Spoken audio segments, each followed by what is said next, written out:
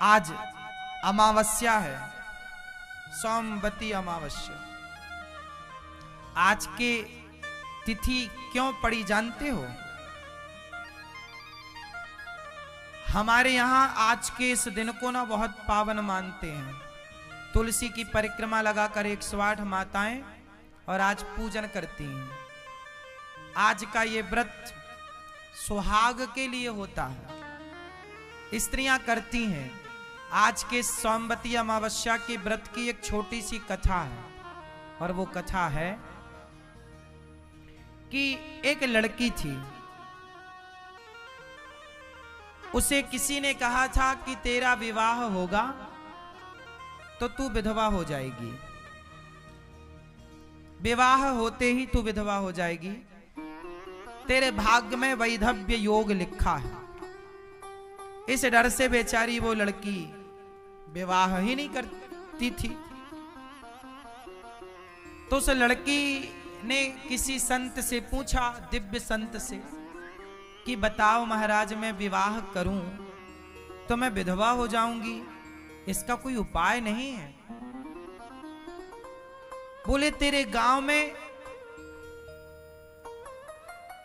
एक धोबी की पत्नी रहती है, फलाने घाट में वो कपड़े धुलती है। धोबी की पत्नी, धोबी का काम कपड़ा धुलने का, तो पत्नी भी कपड़ा धुल रही है। तो वो जो धोबी की पत्नी है, यदि वो तुझे अपना सुहाग दे दे तो तेरा सुहाग जी जाएगा। सुहाग देने का मतलब जानते हैं क्या होता है? क्या होता है? सुहाग का मतलब पति नहीं, माथे का सिंदूर। कि यहां जैसे मंडप के नीचे भी बुआ लोग माथे का सिंदूर देने की एक रस्म होती है, ये परंपरा कि एक पतिव्रता नारी, एक सुहागन स्त्री अपने माथे का सिंदूर निकालती है और सामने वाले सुहागन नारी के माथे पर लगा देती है। ये एक प्रकार का आशीर्वाद होता है, जिससे उस सामने वाली स्त्री के पति की आयु लंबी होती है। ये सुहाग देना बोलते हैं इसको। इसलिए स्त्रियों को हमारे यहाँ एक छोटा सा और व्रत होता है, सुहागलें होती हैं। सुहागलें जानते हैं? वहां पर सुहागन स्त्रियों को बुलाया जाता है। सुहागन स्त्रियों को भोजन कराने का बहुत बड़ा पुण्य होता है। इसलिए सुहागन स्त्रियां, इसलिए पति पत्नी दोनों को भोजन में बुलाओ, पति पत्नी दोनों को खिलाओ, क्योंकि जो पति पत्नी सुहागन स्त्री होती है वो साक्षात उसकी स्त्री लक्ष्मी और पुरुष को नारायण के रूप में देखा जाता है। सुहागन, आप किसी शुभ कार्य के लिए जा रहे हैं और सुहागन स्त्री का दर्शन हो जाए तो वो शुभ माना जाता है। सुहागन स्त्री को भोजन कराना किसी ब्राह्मण को भोजन कराने से श्रेष्ठ है, सुहागन नारी। इसलिए जब घर में नई बहू आती है ना, तो हमारे यहाँ आज भी ये परंपराएं हैं। हमारी माँ ये परंपरा फॉलो करती भी हैं अभी भी।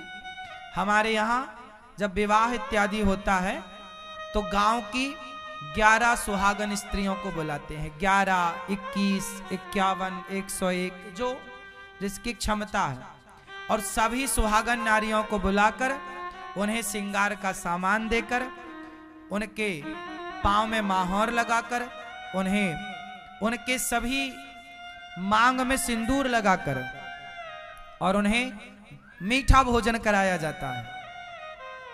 क्या कराया जाता है? मीठा प्रसाद। मीठा विशेष होता है उसमें, तो मीठा खिला करके बढ़िया उन्हें दान दक्षिणा दे करके, और सुहागन स्त्रियों का आशीर्वाद लेने से, सुहागन नारियों का आशीर्वाद लेने से, सुहाग लेने से सुहाग बढ़ता है, अर्थात सुहाग की आयु लंबी होती है। तो वो एक लड़की थी, उसके वैधव्य योग था। तो किसी ने, संत ने बताया कि जो तुम्हारे गांव में जो धोबी की पत्नी है वो बहुत अच्छी नारी है, पतिव्रता, तुम उसके जाओ, उससे सुहाग लो। सुहाग लो मतलब माथे का सिंदूर लो। वो अपने माथे का सिंदूर निकाल के तुम्हारे मांग में भरेगी, जाओ। अब उसने जाकर बोला कि बहन, वो संत जी ने ऐसा बताया है, अब बताओ मैं विवाह करती हूं तो मेरा पति मर जाएगा, अब क्या करूं? तो क्या आप मुझे अपना सुहाग दोगी? हाँ हाँ। अब उस लड़की ने विवाह किया, और जैसे ही विवाह किया उसकी भांवर पड़ी, विवाह की रस्म पूरी हुई कि उसके वैधव्य योग था, उसका पति वहीं मर गया। और जैसे ही मरा तो फिर वो धोबी की पत्नी को बुलाया गया, और उसने अपना सुहाग जब दिया तो उसका पति जीवित हो गया। जब जीवित हुआ तो उसका पति तो जीवित हो गया, पर दुर्भाग्य से उसका पति धोबी की मृत्यु हो गई। इसका तो जीवित हो गया, पर उसका खुद का पति सिधार गया। अब वो लगी रोने, अब क्या करें? तब एक संत ने बताया कि तूने दूसरे के सुहाग को जिलाया है, तो सोमवती महारानी तेरे सुहाग को जिलाएंगी। तो वो आज के दिन का व्रत बताया कि तुम सोमवती अमावस्या जब सोमवार को आए तो सोमवती अमावस्या कहलाती है।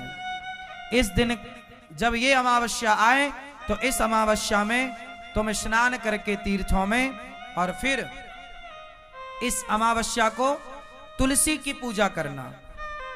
तुलसी माँ सुहागन है और उन्हें सिंगार चढ़ाना, माँ भगवती की पूजन करना, तुलसी की पूजा करना, तुम्हारा सुहाग जीवित होगा।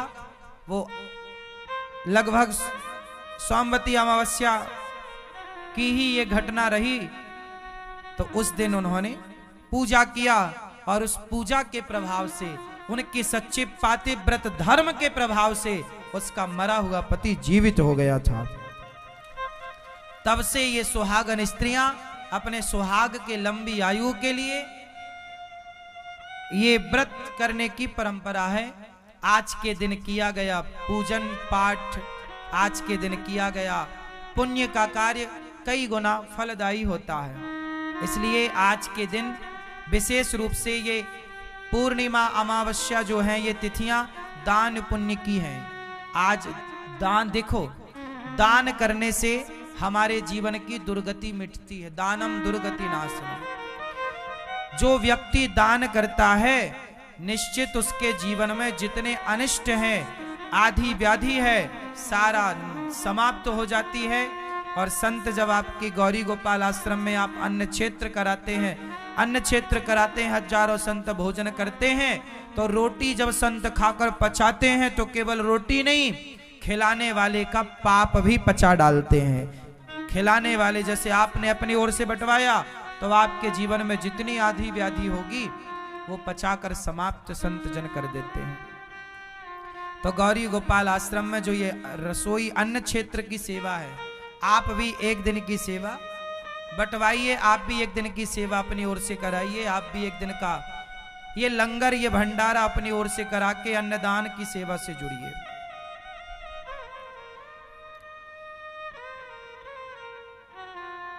आज के दिन तुलसी में दीपक जलाना चाहिए, तुलसी के पास। आज के दिन पीपल के पास दीपक जलाना चाहिए। आज के दिन पीपल और तुलसी में दीपक जलाने से घर में सदा सुख शांति लक्ष्मी का वास होता है, और कुल का दीपक सदा यूं ही जलता रहता है। तो आज की तिथि विशेष है, तो आप भी गौरी गोपाल रसोई जो अखंड भोजन की सेवा चलती है, हजारों भक्त आते हैं, गौरी गोपाल भगवान की कृपा से पाते हैं। आप भी इस रसोई में प्रसाद कितने लोगों ने प्राप्त किया है? तो आप भी औरों को बताइए कि वो भी इस सेवा से जुड़ें, और आप भी इन सेवाओं से जुड़कर अपने धन धान्य को पावन कर सकते। कर रही है वो बोले बड़ा ठीक नहीं चल रहा है, कुछ भी ना कोई पानी को पूछता है, ना कोई भोजन का समय है। आपकी बहू आपके बेटा कितना भी अच्छे हो, पर आपकी पत्नी जो आपका ख्याल रख सकती थी ना, वो आपके बेटे बहू ख्याल नहीं रख सकते। इसलिए पत्नी का होना तब पता चलता है जब बुढ़ापा आता है। इसलिए जवानी में आप संभाल के रखिए, प्यार से रहिए। बुढ़ापे में काम आने वाले हैं आप दोनों एक दूसरे के। पत्नी के काम पति आता है, पति के काम पत्नी आती है। जवानी में लड़कपन में जरूरत नहीं पड़ती, आदमी सेल्फ होता है, चलो हम खुद करके खा लेंगे।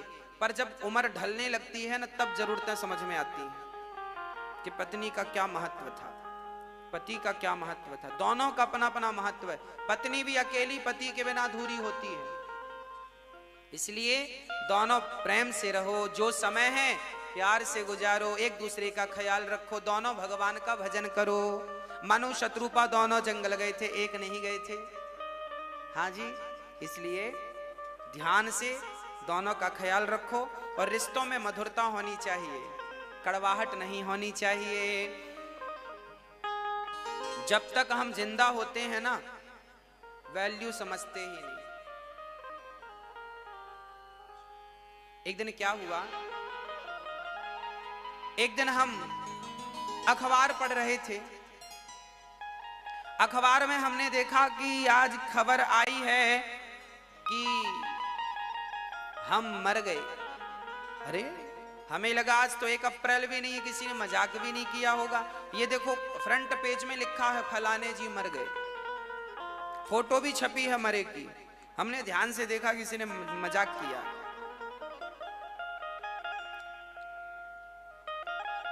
अखबार रख के बाहर देखा तो बाहर सचमुच भीड़ लगी थी, भीड़ लगी है। जरा इमेजिन करना, कल्पना करना, ये घटना आपके साथ घटेगी तो क्या होगा। आप अखबार में देखें कि आपकी तस्वीर छपी है और लिखा है आप मर गए। आप बाहर निकल कर देखें तो एक लाश पड़ी थी। सब गांव वाले, घर वाले, परिवार वाले रो रहे थे। हमने जाकर देखा तो वहां एक लाश पड़ी थी। उसका चेहरा देखा तो वो लाश किसी और की नहीं, हमारी ही थी। अरे हम तो जिंदा हैं और ये हमारी लाश डुप्लीकेट कहां से आ गई। अब हमने देखा पत्नी रो रही है, बच्चे रो रहे हैं, परिवार। ध्यान से देखा, अरे भाई रोते क्यों हो, हम तो यहाँ हैं। अब हम सबको टच कर रहे हैं, हम सबसे कह रहे हैं कि मत रो, हम खड़े हैं। पर ना तो कोई हमें देख रहा था, ना तो कोई हमारी बात सुन रहा था। अब कन्फर्म हो गया कि सचमुच हम मर गए हैं। अब तो हम केवल हमारा सूक्ष्म शरीर भटक रहा है। कहते हैं ना, जब आदमी मरता है तो 13 दिन तक आप अपने घर पे ही भटकते हैं। आपका सूक्ष्म शरीर, आपका सूक्ष्म शरीर वहीं रहता है और आप सबको देखते हैं, कौन आया, कौन खाया, कौन गया। हम सबको रोक रहे थे, मत रो मत रो, पर हम तो मर चुके थे। तभी हमने भगवान से कहा, हे विधाता, हमें 1 मिनट का समय दे दो। हम अपनी माँ से, अपने पत्नी से, अपने पुत्र से कुछ कह लें। जब आप मरेंगे ना, तब आपको पता चलेगा कि 1 मिनट की कीमत क्या है। अभी तो आपको कोई पता ही नहीं है। 1 मिनट कितना कीमती है, ये तब पता चलता है जब प्राण बिल्कुल निकलने वाले होते हैं। अब यमराज जी से कहा, है यमराज जी, हमें 1 मिनट का टाइम दे दो। यमराज जी ने कहा, क्या करेगा। हमने कहा, 1 मिनट दोगे तो हमारे मन में कुछ है, हम वो कहना चाहते हैं, हम वो कह भी नहीं पाए। अच्छा एक बात बताएं, हमने गलती की है और हम आपसे सॉरी ना कह पाए, माफी ना मांग पाए, तो हमें बड़ा घुटन सी होती है कि हमने माफी क्यों नहीं मांगा। या हम आपको कुछ गलत बोल जाएं तो भी घुटन होती है, हमने क्यों बोल दिया। होता है कि नहीं, हाँ या ना। कई बार हमें लगता है हमने ऐसा क्यों बोल दिया, नहीं बोलना चाहिए। ऐसा व्यवहार हमने क्यों कर दिया, नहीं करना चाहिए था। हाँ, जब आप मरने लगेंगे ना, तो आपके मन में भी कुछ कहने को रहता है, इसलिए कहता हूं अभी सब कुछ कह लीजिएगा। गृहस्थी में रहकर देखो, जब दोनों अच्छे रहते हैं ना, घर में माहौल अच्छा रहता है तो मन भगवान में भी लगता है। माहौल अच्छा नहीं रहता तो फिर मन कहीं नहीं लगता। इसलिए घर का माहौल पॉजिटिव होना चाहिए। पति पत्नी अच्छे से रहें, बच्चे अच्छे से रहें, तो क्या इसमें क्या होगा, फिर आपका मन, जब घर में प्रसन्नता होती है ना, तो फिर मन होता है चलो भागवत जी करवाएं। और घर में खटपट चलती रहती है तो कुछ का मन नहीं करता। तो पहले घर का वातावरण अच्छा बनाओ, तब फिर मन होगा कि सत्यनारायण भगवान की कथा करवाएं, भागवत जी करवाएं, कीर्तन करवाएं। तो भगवान से भी अटैचमेंट तब होता है जब घर का वातावरण अच्छा होता है। इसलिए घर के वातावरण को अच्छा कौन रखेगा? वही अच्छा रखेगा जो घर में सबसे ज्यादा समझदार होगा। कई बार आपकी गलती नहीं होती फिर भी आपको सॉरी बोलना पड़ता है रिश्तों में, इसलिए बोलना पड़ता है। और आप इसलिए बोला करिए क्योंकि आप समझदार हैं। याद रखना, बाल्टी कुएं में जब उतरती है तो जब तक झुकती नहीं है तब तक भरती नहीं है। अब बाल्टी झुके ना तो भरेगी कैसे? जो झुक जाता है वही महान होता है। और वही गुणों को अपने भीतर, जैसे बाल्टी पानी को भीतर भर लेती है, ऐसे झुक करके आप सद्गुणी बन जाइए। सद्गुणों को अपने भीतर भर लीजिए। सद्गुणी वही है जो झुकना जानता है। झुकता वही है जिसमें जान होती है। अकड़ खास मुर्दे की पहचान होती है। मुर्दा ही अकड़ता है, मैं नहीं झुकूंगा। बड़ा भाई बोले नहीं, मैं छोटे भाई से क्यों झुकूं, मैं तो बड़ा हूं। अरे तो तुम बड़े हो तो बड़प्पन दिखाओ कि केवल उम्र में बड़े हो। बड़ा केवल वो नहीं जो उम्र में बड़ा हो, बड़ा वह है जो बड़प्पन से बड़ा हो।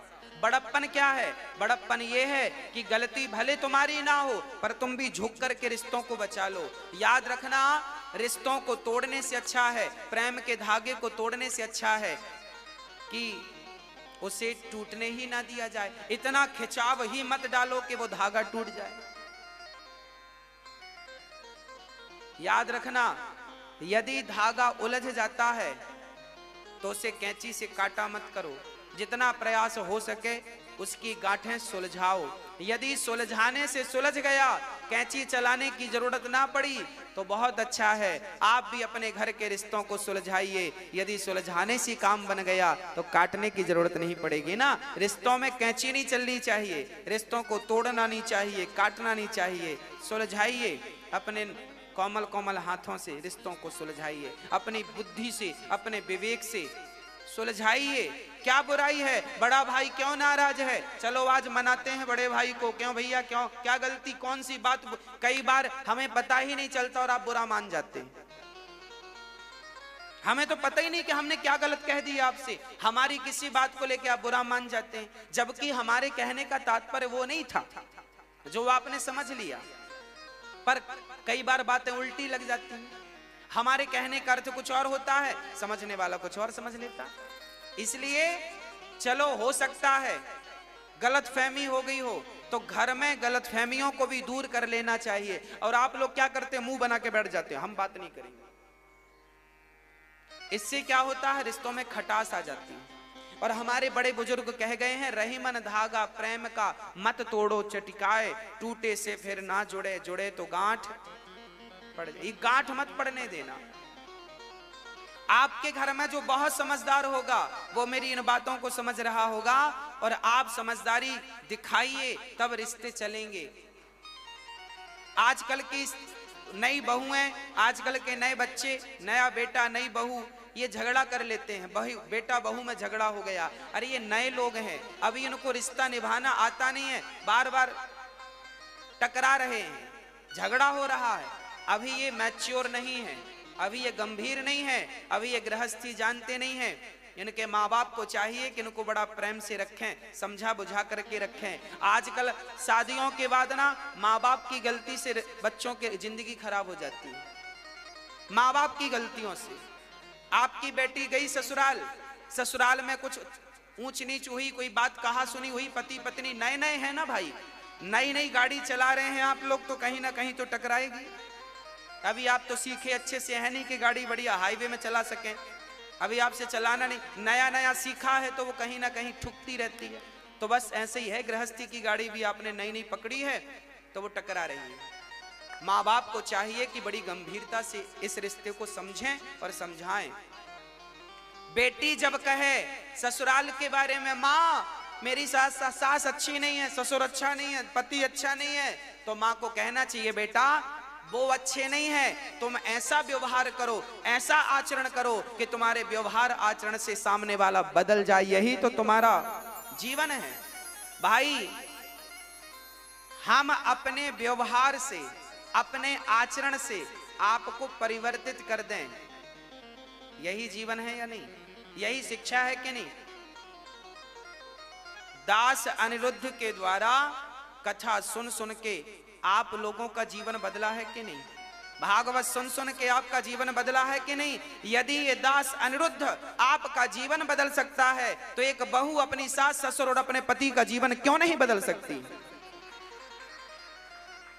बुरे हैं तुम्हारे ससुर, बुरे हैं तुम्हारी सास, बुरा है पति, तो आप अपने आचरण से बदलो ना, कि भाग आओगी मां के घर पिंड छोड़ा करके। और आज यही होता है, चलो ससुराल वाले जच नहीं रहे हैं, भाग जाओ, तलाक के कागज भिजवा दो, तलाक दे देंगे, फिर दूसरी कर लेंगे, यही चल रहा है। तो क्या भरोसा कि कल जहां करोगी वहां बढ़िया मिलेगा? भागोगे कब तक? अरे उस व्यक्ति को अपने अनुकूल बनाओ, ठीक करो उसे जहां गलती हो रही है, या आप उसको अनुकूल नहीं कर पा रहे हैं तो आप उसके रंग में रंग जाओ। फिर दो ही उपाय हैं, या तो आप मेरे जैसे हो जाओ या मैं आपके जैसा हो जाऊं। पत्नी या तो पति को अपने जैसा बना ले, या तो स्वयं पत्नी पति के जैसी बन जाए। इसी में गुजारा है, इसी में कल्याण है।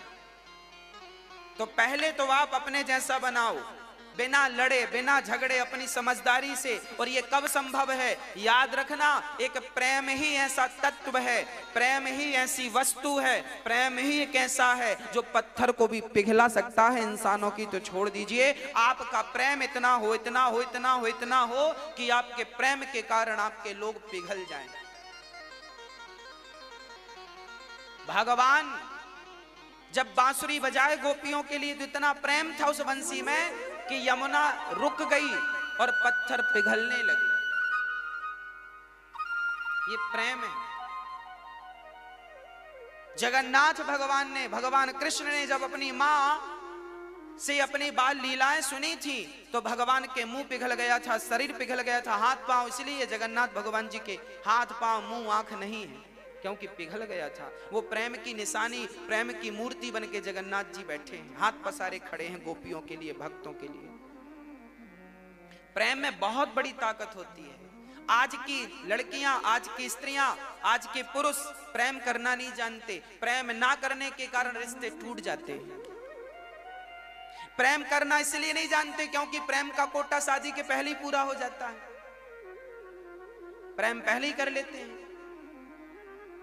इसलिए कहा करता हूं कि अपने बच्चों को संभाल के रखिए, शादी के बाद प्रेम करेंगे तो वो प्रेम टिकाऊ होगा। भाई शादी, हमें देखिए भूख लगी है, हमने अभी भोजन कर लिया, जब भोजन अभी कर लिया तो फिर आपके घर भोजन थोड़ी करेंगे, और करेंगे भी तो फिर कहेंगे ये तो अच्छी नहीं बनी दाल, ये तो अच्छा नहीं है, ये तो अच्छा नहीं है। हाँ, पति उन्हीं को बुरे लगते हैं जिनका कोटा भर गया, प्रेम पहले ही हो चुका है कहीं। पत्नियां उन्हीं को खराब लगती हैं जिनका कोटा पहले ही भर चुका, पहले ही पेट भर चुके हैं अपना। इसलिए कहता हूं कि ये चीजें समझदारी की हैं। भूख रहेगी तो भोजन में स्वाद मिलेगा, भूख ही नहीं है तो भोजन का मतलब ही नहीं है। प्यास रहेगी तो पानी में स्वाद है, स्वाद पानी में नहीं होता, स्वाद प्यास में होता है। स्वाद भोजन में नहीं होता, स्वाद भूख में होता है। हाँ, प्रेम है तो सब अच्छा लगता है, प्रेम है तो बिहारी जी भी अच्छे लगते हैं, और प्रेम ना हो तो फिर पत्थर नजर आता, वो पत्थर बैठा है। प्रेम ही भगवान की पहचान कराता है, प्रेम ही रिश्तों की पहचान कराता है। इसलिए रिश्तों में प्रेम होना चाहिए। हाँ, भगवान श्री कृष्ण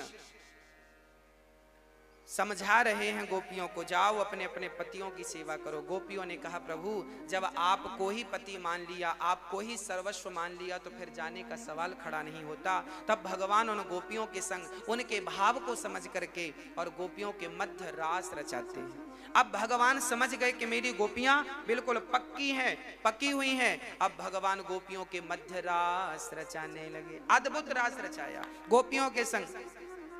जब ठाकुर जी रास रचाने लगे, उनके संग झूमने लगे, उनके संग नाचने लगे, उनके संग गाने लगे, उनके कंधे से कंधे मिलाकर थिरकने लगे, उनके बालों के पुष्प उनके बालों पर गूंथने लगे, उनके पांव की पायल उनके पांव में पहनाने लगे, अपनी गोद में उनका पांव रखते हैं और पायल पहनाते हैं, उनकी चोटी करने लगते हैं, उनके मुख का पसीना भगवान पहुंचने लगते हैं। और जब भगवान इस प्रकार गोपियों का आलिंगन करने लगे, तब उन गोपियों को अहंकार आ गया कि हम कितनी सुंदर हैं, हमारे जैसा सुंदर कौन होगा। इतनी सुंदर हूं मैं कि भगवान देखो मेरा पसीना पहुंच रहे हैं, भगवान मेरे संग पीछे पीछे घूम रहे हैं। याद रखना भक्तों, गोपियों को भगवान तब मिले जब उनका अहंकार शून्य हो गया, प्रेम बढ़ गया। और जैसे ही अहंकार आया, भगवान बोले अच्छा अहंकार करती हो, तो भगवान अंतर्धान हो गए, चले गए। भगवान किसको लेकर? श्री राधा रानी को लेकर चले गए।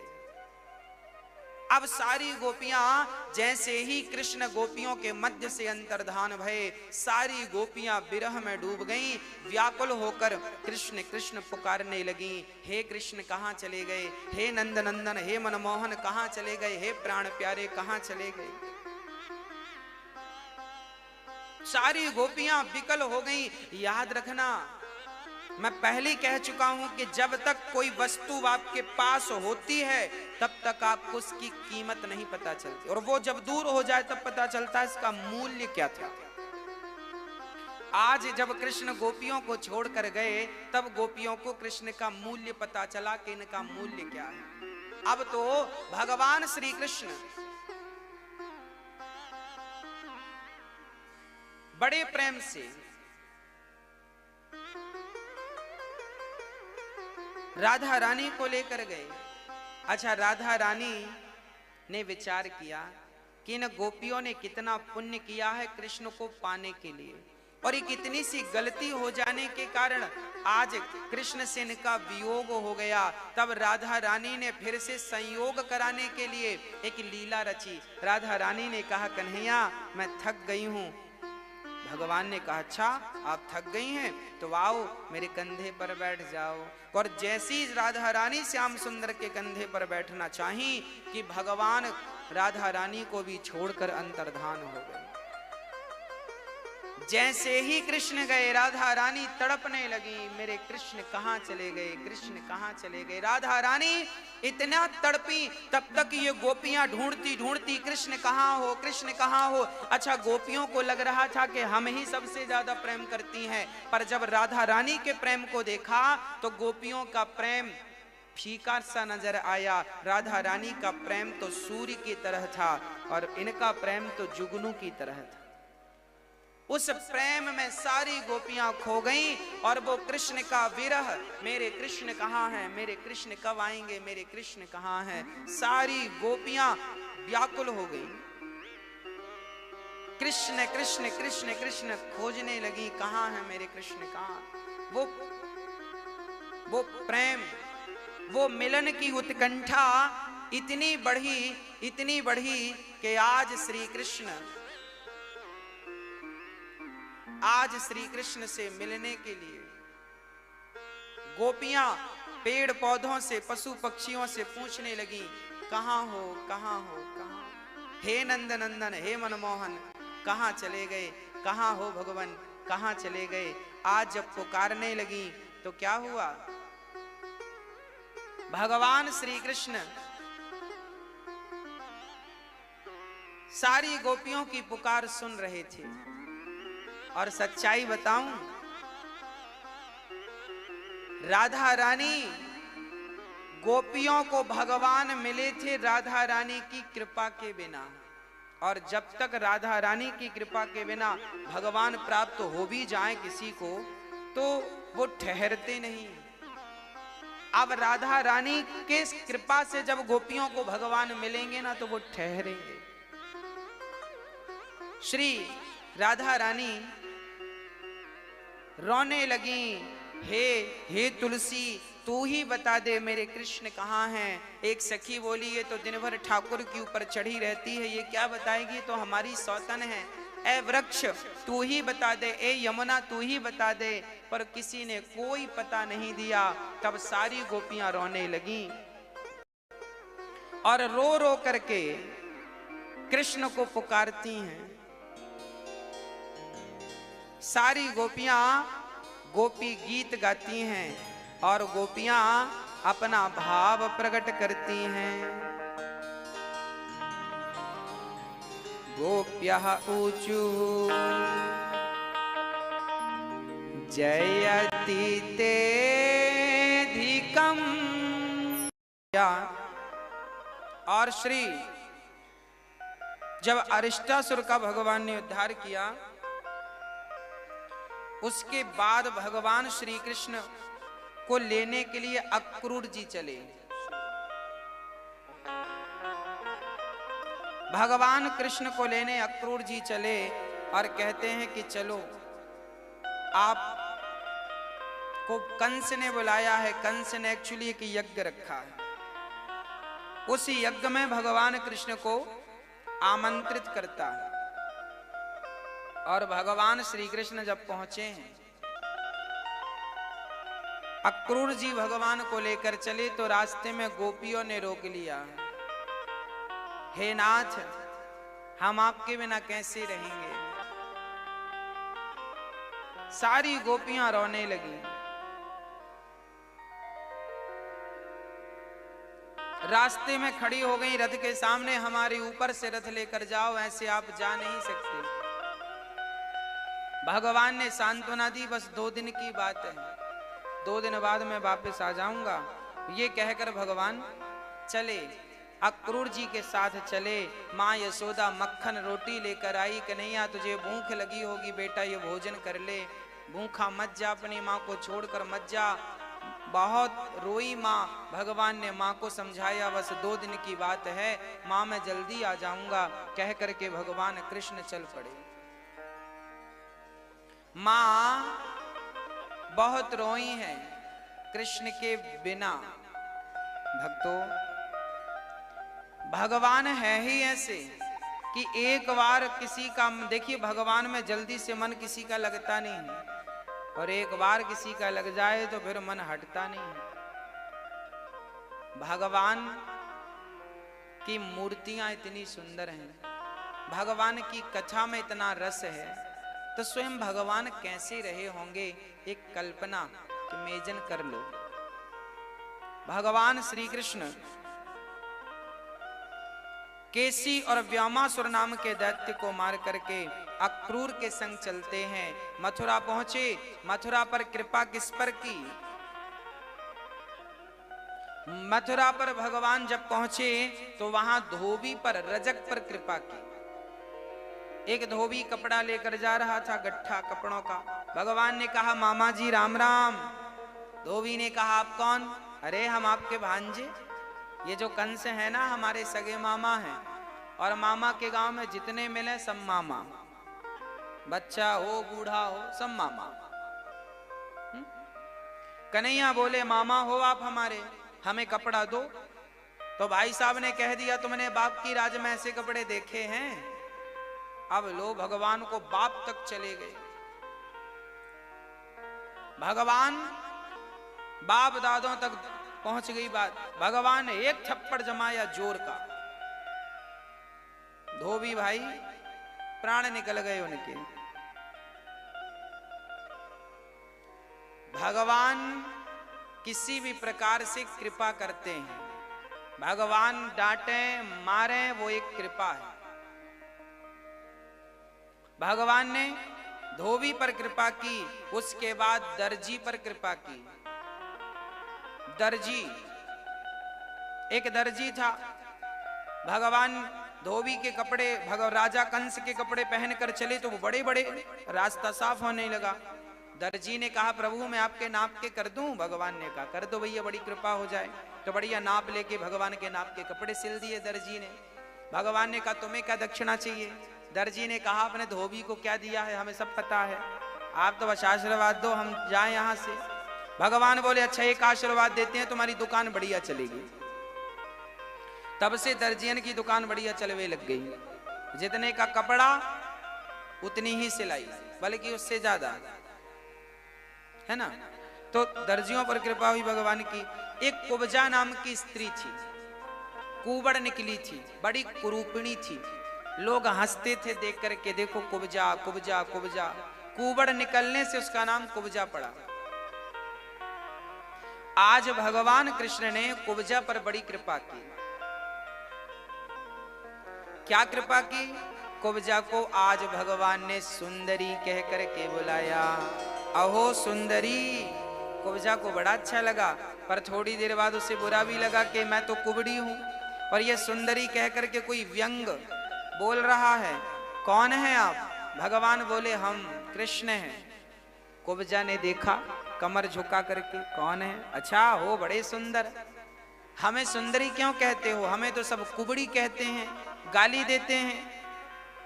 भगवान ने कहा कि उन लोगों ने आपके तन को देखा है, मन को नहीं देखा। दुनिया तन को देखती है तो तन सुंदर है या सुंदर नहीं है, हम तो आपके मन को देख रहे हैं, आपका मन बड़ा सुंदर है। भगवान ने कुब्जा से कहा ये चंदन हमें लगा दो। वो कंस को लगाने जा रही थी तो कंस का चंदन भगवान को लगाया। भगवान ने अपना पांव उनके पांव में जमा कर चंदन के बदले उनकी कुबड़ ठीक कर दी। कुरूपवान थी, भगवान ने कुब्जा को स्वरूपवान बना दिया, इतनी सुंदर बना दिया कि अप्सराएं फेल हो गई, इतनी सुंदर। भगवान इतना सा चंदन लेकर के और इतनी सारी सुंदरता देते हैं। भगवान जो दे सकते हैं ना, कोई नहीं दे सकता। इसलिए हमेशा भगवान से ही कुछ कहा करो, भगवान से ही कुछ मांगा करो। भगवान ने कुब्जा पर कृपा करके आगे बढ़े। भगवान ने कुरूपणी पर कृपा की। बाद में कुब्जा के घर भी गए हैं और कुब्जा का स्नेह पाया है। भगवान दीनों पर दया करते हैं। अच्छा दीन कौन है? हम दीन एक बार बने तो भगवान की कृपा होए, हम दीन बनते ही नहीं। दीन किसे कहते हैं? दीन उसे ही कहते हैं जो अपने आप को भगवान के चरणों में समर्पित कर देता है, शरणापन्न हो जाता है, वह दीन है। जो अपने कल्याण का साधन भी ना जाने उसे दीन कहते हैं। श्री भगवान आगे चले, कंस का एक यज्ञ था, धनुष रखा था, भगवान श्री कृष्ण ने धनुष तोड़ दिया। अच्छा राम कथा भी शुरू हुई धनुष तोड़कर, और कृष्ण कथा भी शुरू हुई धनुष तोड़कर। ये धनुष क्या है? ये धनुष अहंकार का सूचक है। आप भी अपने जीवन में अपने अहंकार का धनुष तोड़ दीजिए। भगवान ने तोड़ा। कुबलयापीड़ पर कृपा की। कुबलयापीड़ नाम के हाथी को मारा। कंस के बड़े बॉडीगार्ड थे चाणूर और मुष्टिक। भगवान ने चाणूर और मुष्टिक को खूब मुटिका मार मार के मारा। कंस की सभा में चले गए भगवान। कंस ने कृष्ण को मारने का पूरा षड्यंत्र रचा था। कंस ने भगवान को मारना चाहा। भगवान कंस की सभा में जाकर कंस के केस पकड़कर उठाकर जब धड़ाम से पटके और भगवान कंस को नीचे फेंक करके ऊपर कूदे, कंस का गोविंदाय नमो नमः।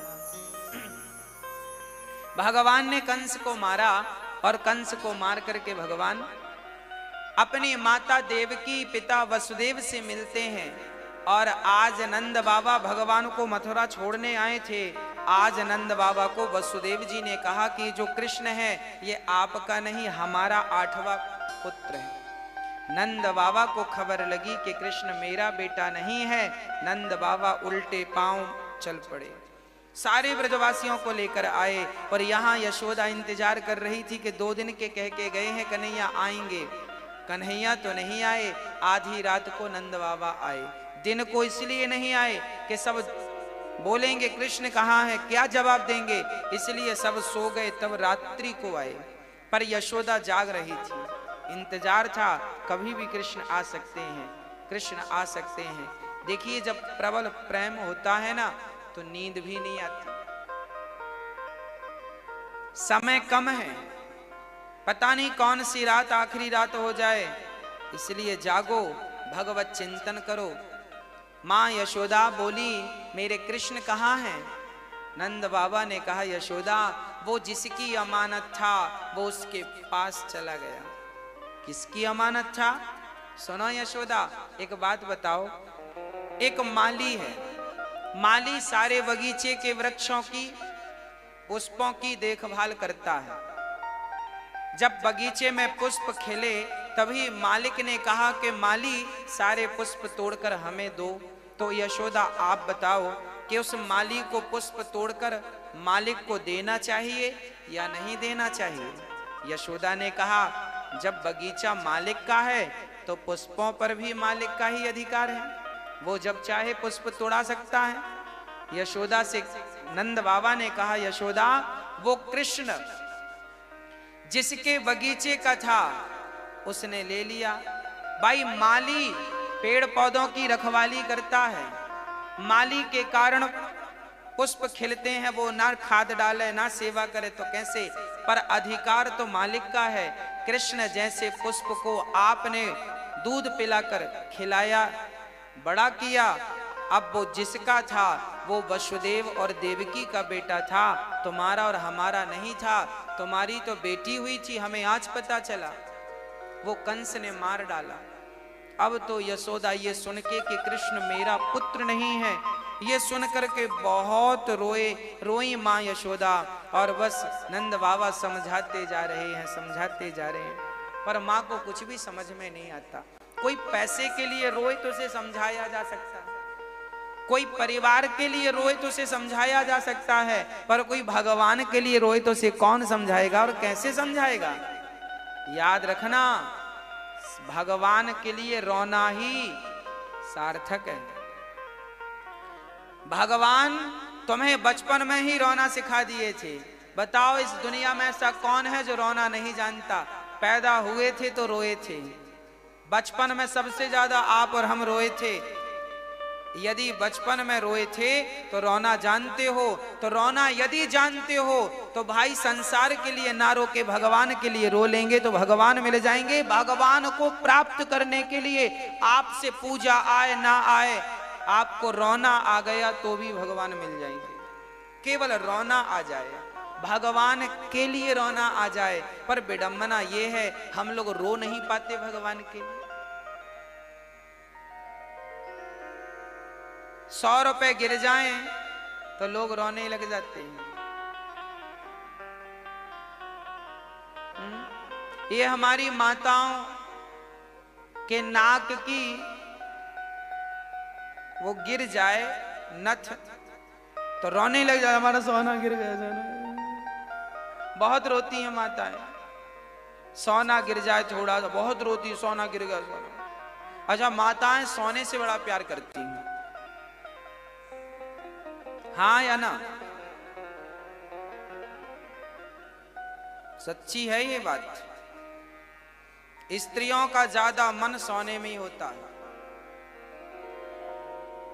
सोना चांदी कितना भी हो उनको कम ही लगता है, हमारे पास कम है। पड़ोसन का ही ज्यादा लगता है, उसके पास ज्यादा है।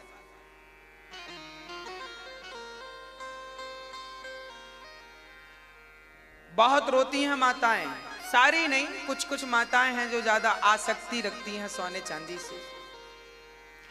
जितना मेरी माँ आप सोने के लिए रोती हो और जितना ये पुरुष पैसों के लिए रोते हैं, यदि इसका आधा भी भगवान के लिए रोना आपने सीख लिया होता तो भगवान मिल गए होते, ये जिंदगानी सफल हो गई होती। मीराबाई भी कोई अनपढ़ थी, कोई ज्यादा पढ़ी लिखी नहीं थी, अंगूठा छाप थी, पर उस मीरा ने रोना सीख लिया था भगवान के लिए, और रोने के बल पर भगवान को पा लिया।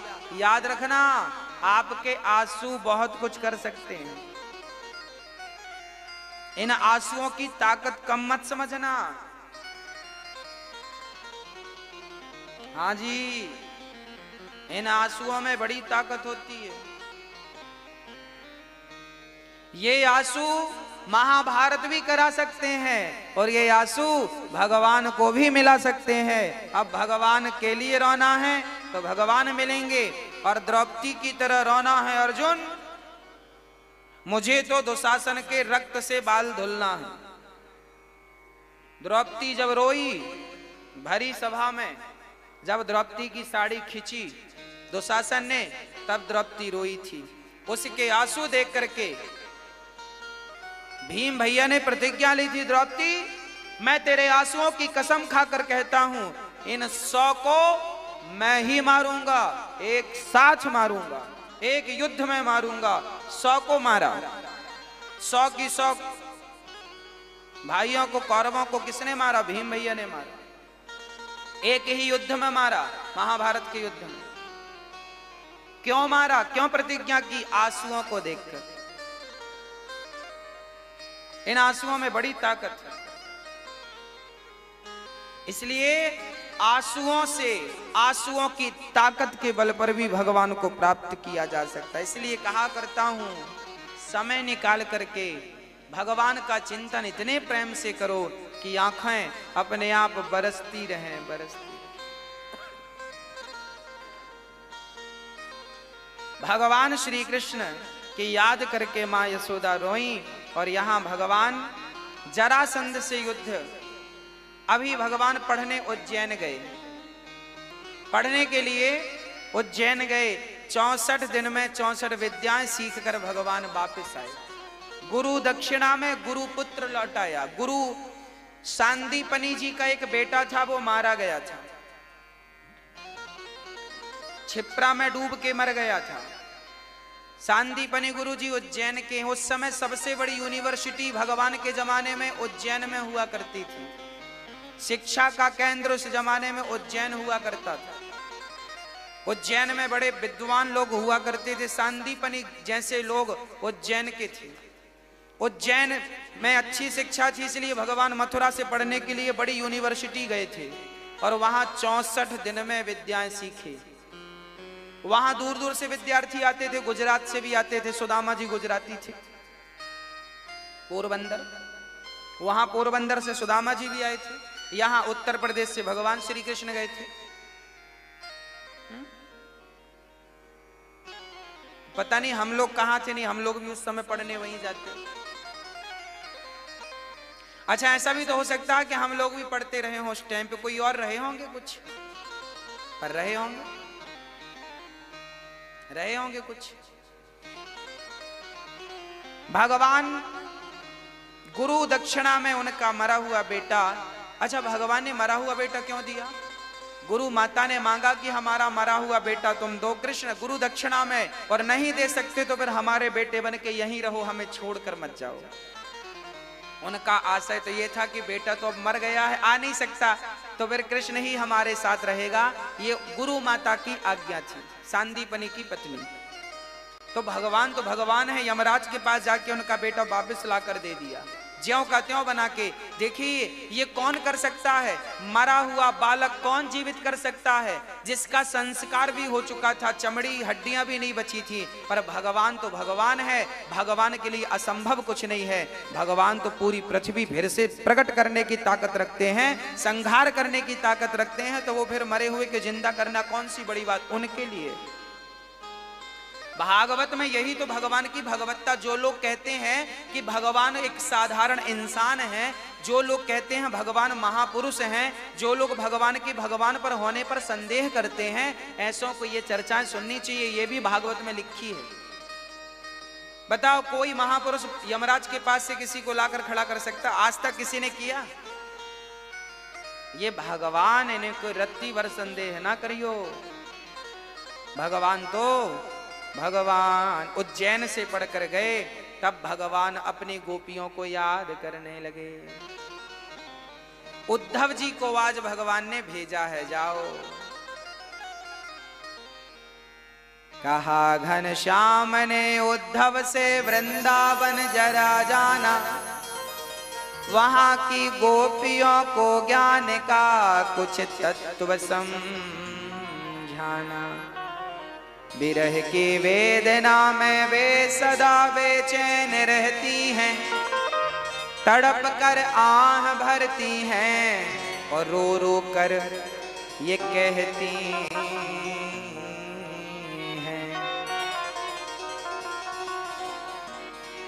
आज भगवान श्री कृष्ण अपनी गोपियों को याद करते हैं, क्योंकि गोपियां रोती हैं, मां यशोदा रोती है मेरे कृष्ण नहीं आए। और जब वो रोई तो भगवान ने उद्धव से कहा जाओ मेरा संदेशा दे दो, मैं कह के आया था 2 दिन में आऊंगा, अभी तक नहीं गया। उद्धव जी ने कहा जब कहे थे तो गए क्यों नहीं? भगवान ने कहा मेरी मजबूरी है, मैं इसलिए नहीं जाता कि मैं जाऊंगा तो मेरे दुश्मन जरासंध को पता चल जाएगा कि मेरी कमजोरी गोपियां हैं, फिर वो मुझ पर अटैक नहीं करेगा, गोपियों पर अटैक करेगा। इसलिए मैं नहीं अपने भेद को खुलने दे रहा हूं ताकि मेरी गोपियां सुरक्षित रहें। अब भगवान श्री उद्धव जी को भेजते हैं। कहा हंसकर, कहा उद्धव ने हंसकर मैं अभी जाता हूं वृंदावन, जरा देखूं कि कैसा है कठिन अनुराग का बंधन, है कैसी गोपियां जो ज्ञान बल को कम बताती हैं, निरर्थक लोक लीला का यही गुणगान गाती हैं। गोपियां क्या कहती हैं? है प्रेम जगत में सार और कुछ सार नहीं, मन कर ले प्रभु से प्यार और कुछ सार नहीं। चले मथुरा से जब कुछ दूर वृंदावन निकट आया, वहीं से प्रेम ने अपना अनोखा रंग दिखलाया। उद्धव जी जब वृंदावन आए तो उद्धव जी का उलझ कर वस्त्र में कांटे लगे उद्धव को समझाने, तुम्हारा ज्ञान पर्दा फाड़ देंगे प्रेम दीवाने। ये तुम्हारा दुपट्टा कांटों में उलझ गया उद्धव का और फट गया। उद्धव ने कहा वाह रे कांटों, वृंदावन के कांटों, हम पहली बार वृंदावन आए और तुमने हमारा दुपट्टा फाड़ दिया। तो कांटों ने कहा उद्धव ज्ञानी बनकर आए हो, अभी तो दुपट्टा फाड़ा है, हमारी गोपियां तो तुम्हारे ज्ञान का पहाड़ा फाड़ने वाली हैं, यदि ज्ञानी बनकर गए तो यहाँ ज्ञान की खैर नहीं। ये ज्ञान की नहीं, ये प्रेम की नगरी है। प्रेम है, प्रेम जगत में सार और कुछ सार नहीं। जब उद्धव जी चलते चलते माँ यशोदा के पास पहुंचे और माँ यशोदा का पागलपन कृष्ण के लिए देखा। माँ यशोदा कभी खाली पालने को झूला झूला कर कहती है कन्हैया कितना सोएगा रे, उठेगा नहीं, तुझे आज मक्खन नहीं खाना। माँ पागल सी होकर माँ यशोदा ऐसी हो गई हैं, जहां देखती हैं बस वहां कृष्ण नजर आते हैं। बस अब तो उद्धव का ज्ञान काम नहीं कर रहा है, ज्ञान प्रेम के सामने फीका नजर आता है, ज्ञान का कोई महत्व नहीं है प्रेम के सामने। आज सारी गोपियां मां यशोदा आज भगवान को देख रही हैं और उद्धव जी ज्ञान देने लगे। न माता न पिता तस्या न भार्या न सुतादयः। माँ वो भगवान है, उनके कोई माँ बाप नहीं होते, क्यों अपने आप को माँ माने बैठी हो। उद्धव जी ने ज्ञान दिया। तब भगवान यशोदा ने कहा वाह रे उद्धव, तू बड़ा ज्ञानी है, तू कहता है कृष्ण का कोई पिता नहीं है, कोई माँ नहीं है, तो सुन बोल कृष्ण कौन है। उद्धव बोले भगवान है। बोले भगवान क्या होता है? बोले ब्रह्म निराकार निर्गुण। यशोदा ने कहा एक बात बता, यदि वो कृष्ण भगवान है, उद्धव ने कहा हाँ भगवान है, वह निर्गुण निराकार ही कृष्ण के रूप में अवतार लिए हैं, वो तुम्हारे पुत्र नहीं है, तुम उनकी मां नहीं हो, ये गलतफहमी मिटाओ। तब उद्धव जी से मां यशोदा ने कहा कि यदि वो भगवान है तो याद रख उद्धव, तो मैं भगवान के लिए रोती हूं, इसमें बुराई क्या है। और आज तक किसी ने भगवान को बांधा नहीं है, क्या ब्रह्मा की ताकत है कि बांध सके? उद्धव ने कहा नहीं बांध सकते। क्या शिव की ताकत है कि बांध सके? बोले नहीं बांध सकते। यशोदा ने कहा हमने उसे उखल से बांधा। तेरे लिए भगवान होगा पर मेरे लिए तो मेरा पुत्र है। और याद रख उद्धव, तेरा ज्ञान कहता है कि भगवान सर्वव्यापक है, तो कहता होगा तेरा ज्ञान, पर याद रखना इस ज्ञान से क्या मेरे कृष्ण का दर्शन हो सकता है? मुझे कृष्ण का ज्ञान नहीं चाहिए, मुझे तो कृष्ण चाहिए। अरे प्यासे को कहो कि भाई पानी क्या मांगता है? बादलों में पानी भरा है, तेरे भीतर पानी, 5 तत्वों में एक तत्व पानी, पानी से तू बना है। पाताल में जमीन खोद कर देख पानी है, तो क्या पानी किस ज्ञान से प्यासे की प्यास मुझेगी? अरे ज्ञान ना छोको, एक गिलास भर पानी भर के उसे पिला दो। पानी के ज्ञान से प्यासे की प्यास नहीं मिटने वाली। प्यासे को तो केवल पानी चाहिए। ऐसे भक्त को ज्ञान से काम नहीं होता, भक्त को तो भगवान चाहिए। बस भगवान से मिला उद्धव, तू ज्ञानी है तो मिला मेरे कृष्ण से। उद्धव बोले मैं नहीं मिला सकता, मैं तो केवल ध्यान की विधि बता सकता हूँ। उद्धव माँ यशोदा के सामने खड़े भये तो गांठें खुल गई ज्ञान की। अब गोपियों के सामने खड़े हो गए। गोपियों ने कहा तू ज्ञानी है उद्धव तो मिला मेरे भगवान से। उद्धव ने कहा ना ना ना, मैं मिला नहीं सकता, मैं विधि बताता हूं, आंख बंद करो। गोपियों ने कहा आंख बंद किया। उद्धव ने कहा ध्यान लगाओ, अपने भ्रगुटी को, यहाँ मध्य को देखो। हाँ हाँ देखा, अब क्या? बोले वहां एक ज्योति दिख रही होगी। गोपियों ने कहा हाँ दिख रही है। उद्धव ने कहा हाँ, उसी का ध्यान करते रहो। गोपियों ने आंख खोल के उद्धव से कहा पागल, ये ज्योति दिखाने के लिए आंख बंद कराई थी? ये ज्योति तो हम दिया जला के भी देख सकते हैं। पागल हो गया, तेरा दिमाग खराब हो गया? अच्छा चल तू बता, ये ज्योति जो तू देख रहा है आंख बंद करके, ये ज्योति आ कहां से रही है? कहां से आ रही है? उद्धव ने कहा हमें नहीं पता। देखो उद्धव जैसे ज्ञानी पंचर हो गए, हमें नहीं पता ये ज्योति कहां से आ रही है। भगवान, गोपियां बोली सुनो, ये भगवान कृष्ण के दाहिने पांव के अंगूठे के नख से ये प्रकाश निकल रहा है जिसका तुम ध्यान कर रहे होगे। और तुम्हारा ध्यान भगवान के एक अंगूठे से चलता होगा, तुम्हारा काम भगवान के अंगूठे से चलता होगा, पर हमारा काम अंगूठे से नहीं। हम तो पूरे के पूरे कृष्ण को देखना चाहती हैं और तुम आंख बंद करके कह रहे हो, तो आंख बंद ना कराओ। हम तो देखो उद्धव जहां दृष्टि डाल रही हैं बस वहां वहां हमें कृष्ण नजर आ रहे हैं। गोपियां रोती थी, किस लिए? क्योंकि उनको रोने में आनंद आता था। आप भी कभी भगवान के लिए रोकर देखिएगा, भगवान के लिए रोने में जो सुख है ना, वो करोड़ों की दौलत पाने में भी सुख नहीं। विश्वास ना हो तो अनुभव करके देखिए। भगवान के सामने खड़े होकर एक बार भगवान की प्राप्ति के लिए रोकर देखिए, प्रभु कब मिलोगे, कब दर्शन होगा, कब मिलोगे प्रभु। और भगवान की प्राप्ति के लिए प्रेम में जब आंसू गिरते हैं, उस समय का जो आनंद है वो तो आप प्रैक्टिकल करके ही देख सकते हैं। ना तो ये बताने का विषय है, ना तो ये सुनने का विषय है। आप समझेंगे कैसे?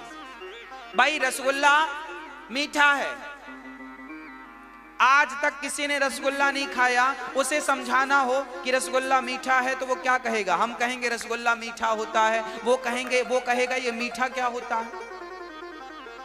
वो क्या कहेगा कि ये मीठा। अब आप